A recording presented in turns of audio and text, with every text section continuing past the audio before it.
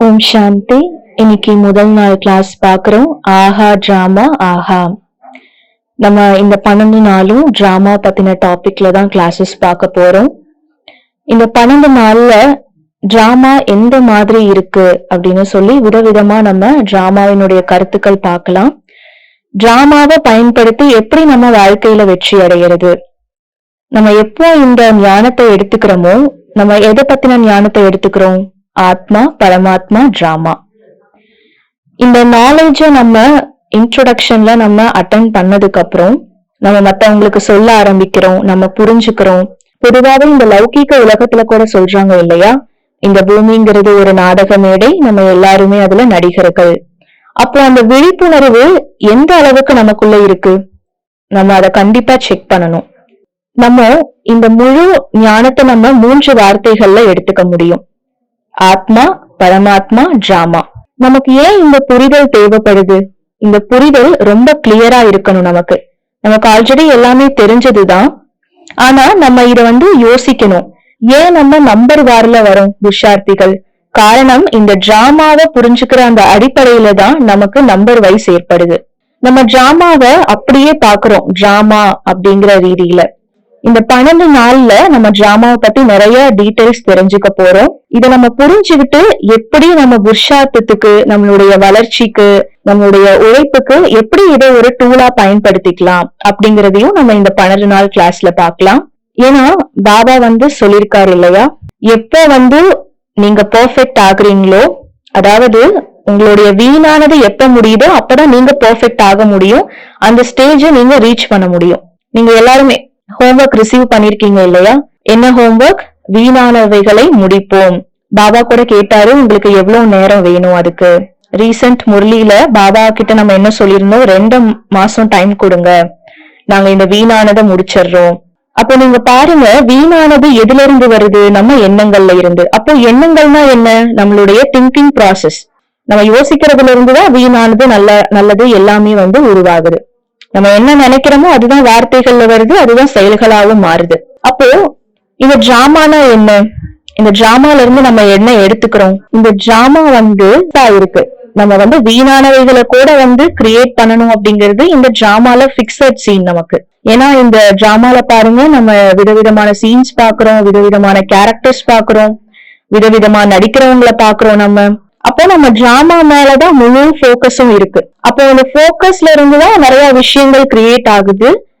எப்ப நம்ம ரொம்ப யோசிக்கிறோமோ, டிராமால ஆழ்ந்து ரியாலிட்டின்னு நினைச்சு யோசிக்கிறோமோ, அப்போதான் நம்ம வேஸ்ட யோசிக்க ஆரம்பிக்கிறோம். அப்போ இந்த வேஸ்ட்ல இருந்து வெளியே வரணும்னா நம்ம டிராமாவை நல்ல விதத்துல புரிஞ்சுக்கணும்.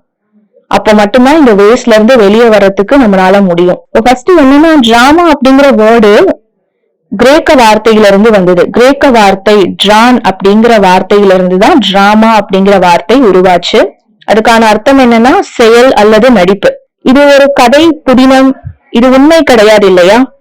நம்ம உலகளாவிய அந்த சினிமா சீரியல்ல கூட என்ன பண்றாங்க, ஒரு தொடக்கம் இருக்கு, முடிவு இருக்கு. ஆனா நம்ம டிராமாவுக்கு தொடக்கம் முடிவு எதுவுமே கிடையாது. இந்த முழு உலகத்துல எல்லா விதமான பெர்ஃபார்மன்ஸும் நம்ம பார்க்க முடியும். பாபா இத விதவிதமான வார்த்தைகள்ல சொல்லியிருக்காரு டிராமாவை.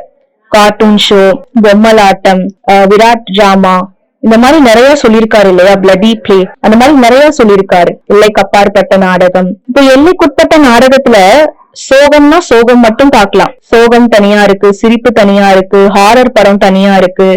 ஆனா நம்ம இந்த எல்லை இல்லாத டிராமால எல்லாத்தையும் நம்ம ஒன்னா பார்க்க முடியும். ஏன்னா இது ரொம்ப பெருசு, ஒரு மேஜிக்கானது இந்த டிராமா அப்படிங்கிறது. நிறைய ரோல்ஸ் நம்ம பிளே பண்ணிட்டு இருக்கோம். ஆனா நம்ம மறந்துடுறோம் அடிக்கடி நம்ம டிராமால நடிச்சிட்டு இருக்கோம் அப்படிங்கிற விஷயத்த. ஏன்னா இந்த உலகத்துல நடக்கிற எல்லா விஷயத்தையும் பார்த்து இம்ப்ரெஸ் ஆகி அதை ரியாலிட்டியா நம்ம புரிஞ்சுக்க ஆரம்பிச்சிடுறோம். சரி, ரியாலிட்டினா என்ன? ரியாலிட்டினா இந்த நாடகத்தையும் கடந்ததுதான் ரியாலிட்டி. இந்த நாடகத்துக்கும் அப்பாற்பட்டு என்ன இருக்கு? ஆத்மா இருக்கும், பரமாத்மா இருக்காரு. அடுத்தது நம்மளுடைய ஆத்ம உலகம் இருக்கு. அது கூட கம்பேர் பண்ணும்போது இந்த டிராமா ஒண்ணுமே இல்லை இல்லையா, நம்ம ஆத்ம உலகத்தோட கம்பேர் பண்ணும்போது. ஆனா இதை நம்ம ரொம்ப பெருசா பாக்குறோம் இந்த டிராமாவை. பாபா இது கேம்னு சொல்லியிருக்காரு. எந்த விதமான கேம்னு சொல்லியிருக்காரு? நிறைய சொல்லியிருக்காரு. Cartoon show, puppet show. ஆனா புள்ளி அப்படின்னு சொல்லியிருக்காரு இல்லையா? ஆத்மா புள்ளி, பரமாத்மா புள்ளி, டிராமா புள்ளி. எப்ப நம்ம இந்த புள்ளி வைக்க கத்துக்கிறோமோ அப்ப நம்ம டீவியேட் ஆக மாட்டோம், சேர மாட்டோம் நம்மளுடைய கவனத்துல இருந்து. ஏன்னா கிரியேட்டர் டைரக்டர் யாரு இந்த டிராமாவுக்கு? இறைவன் தான் இல்லையா?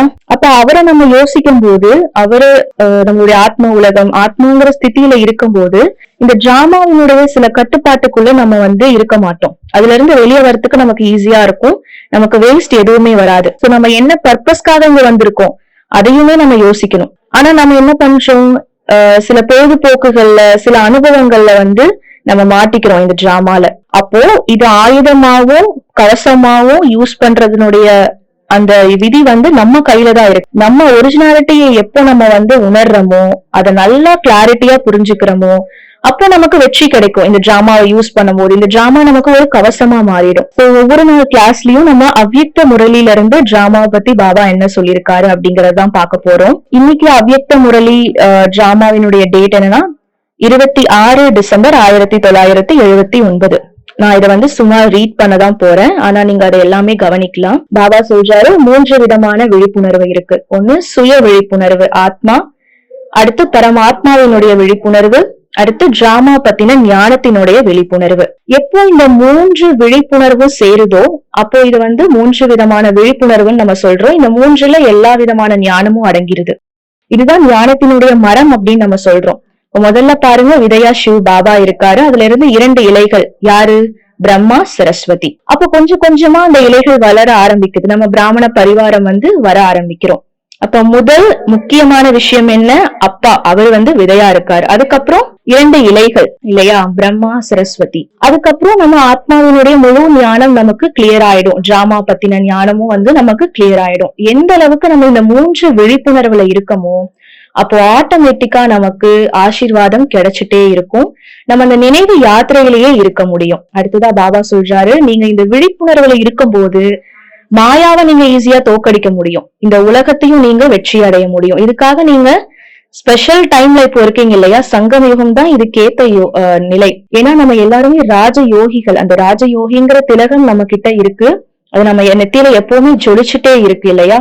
அப்போ இந்த 3 புள்ளிகள் வைக்க நம்ம கத்துக்கணும். நான் புள்ளி, அப்பா புள்ளி, டிராமா புள்ளி. இந்த 3 விஷயங்களினுடைய விழிப்புணர்வு இருக்குன்னா நம்ம எந்த விதமான பிரச்சனைகள்ல இருந்தும் ஈஸியா வெளிவர முடியும். நமக்கு இந்த டிராமாவை ஒரு கவசமா யூஸ் பண்ணிக்க முடியும். அப்போ நம்ம ஆட்டோமேட்டிக்கா என்ன ஆயிடுவோம்? வெற்றி அடைந்த ஆத்மா ஆயிடுவோம் இல்லையா?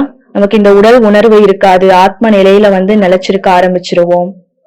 ஆனா சில நேரங்கள்ல மறந்து போயிடுறீங்க. ஒரு விஷயத்த மறக்கிறீங்க, 2 விஷயத்த மறக்கிறீங்க, கடைசியில 3 விஷயங்களை மறக்க ஆரம்பிச்சிடுறீங்க. அதனால நான் புள்ளி, அப்பா புள்ளி. ஒரு புள்ளிய மறந்தாலும் 2 புள்ளிகள் மறந்து போயிடும். அதனால ஆத்மாங்கிற நினைவு இருந்தாதான் பாபாவினுடைய நினைவு இருக்கும். பாபா நினைவு இருந்தாதான் டிராமாவினுடைய நினைவு இருக்கும். அதனால பாபா இது ரொம்ப ரொம்ப நோட்டீஸ் பண்றாராம். நல்ல குழந்தைகள் கூட இந்த 3 விஷயங்கள்ல ரொம்ப விழிப்புணர்வா இருக்காங்க. யார் ஒருத்தர் இந்த திலகத்துல இருக்காங்களோ அந்த திலகத்தை யாராலையுமே அழிக்க முடியாதுன்னு பாபா சொல்றாரு. அழிக்க முடியாத திலகம் தான் இந்த 3 திலகம். இதை ரிப்பீட்டடா நீங்க அப்ளை பண்ணிட்டே இருந்தீங்கன்னா அடுத்தடுத்த நிமிஷத்துக்கு இது எக்ஸ்டெண்ட் ஆயிட்டே போகும். ஏன்னா ராஜ யோகிகள் இந்த திலகத்தை எப்பவுமே அணிஞ்சிருக்கணும்னு சொல்றாரு பாபா. அமிர்த வேளையில செக் பண்ணுங்க ஒவ்வொரு நாளும், இந்த விழிப்புணர்வு எனக்குள்ள இருக்கா, அழியாம இருக்கா. மாயா தைரியத்தை இழக்க வைக்குது. இந்த 3 புள்ளிகளை விழிப்புணர்வு அழிக்கிறதுக்காக மாயா வருது. ஆனா இத நம்ம நம்ம கிட்ட இருந்து போக விடக்கூடாது. நம்ம தாதிஸ் தீதிஸ் எல்லாம் பாத்திருக்கோம் இல்லையா? இப்போ நமக்கு எவ்வளவோ வசதிகள் இருக்கு. அதனாலதான் இந்த அனுபவங்கள் நமக்கு ஏற்படுறது இல்ல. நம்ம அதை அசால்ட்டா எடுத்துக்கிறோம். ஆனா அந்த காலத்துல தாதி தீதி பிரம்ம பாபா எவ்வளவு எஃபோர்ட் போட்டிருப்பாங்க இல்லையா அந்த ஆத்மா உணர்வை கொண்டுட்டு வரத்துக்கு. அதனாலதான் அவங்களுக்கு அந்த ஆத்மாவினுடைய கிளாரிட்டி இருந்தது. அதனாலதான் டிராமாவினுடைய கிளாரிட்டி கூட அவங்களுக்கு கிடைச்சது. எந்த அளவுக்கு இந்த விழிப்புணர்வுல நம்ம இருக்கிறோமோ அப்போ நம்ம ஈஸியா ஆஹா டிராமா ஆஹா அந்த பிராக்டிஸ பண்ண முடியும். 6-8 மணி நேரம் நீங்க வேலை பாக்குறீங்கன்னா ஒவ்வொரு மணி நேரத்துக்கு ஒரு தடவையாவது 3 புள்ளிகள் வைக்க நீங்க கத்துக்கணும். இன்னைக்கான ஜேர்னல் என்னன்னா 21 தடவை நீங்க இந்த வார்த்தையை எழுதணும். நான் ஆத்மா, இந்த நாடக மேடையில நான் என்னுடைய பாகத்தை நடிச்சிட்டு இருக்கேன். அடுத்து உங்களுக்கு எந்த ஒரு படம், உங்களுடைய பிரச்சனைகள்ல இருந்து நீங்க வெளியே வர யோசிக்கும் போது எந்த படத்தை நீங்க ஃப்ரீயா வரைய விரும்புறீங்களோ அந்த ஒரு வரைபடத்தை நீங்க வரையணும். இது 2வது விஷயம். 3வது விஷயம், நீங்க நினைச்சு பாருங்க, எந்த ஒரு சூழ்நிலையில நான் டிராமாவினுடைய ஞானத்தை எடுத்துக்கும் போது அது எனக்கு வெற்றியை கொடுத்துதா தோல்வியை கொடுத்துதா? எந்த ஒரு சூழ்நிலையில டிராமாவினுடைய ஞானத்தை நான் யோசிக்கும் போது பயன்படுத்தும் போது அது வெற்றியை கொடுத்துதா தோல்வியை கொடுத்துதா? இதை நீங்க யோசிக்கும் போது ரொம்ப லைட்டா ஃபீல் பண்ணுவீங்க. நல்லது. ஓம் சாந்தி.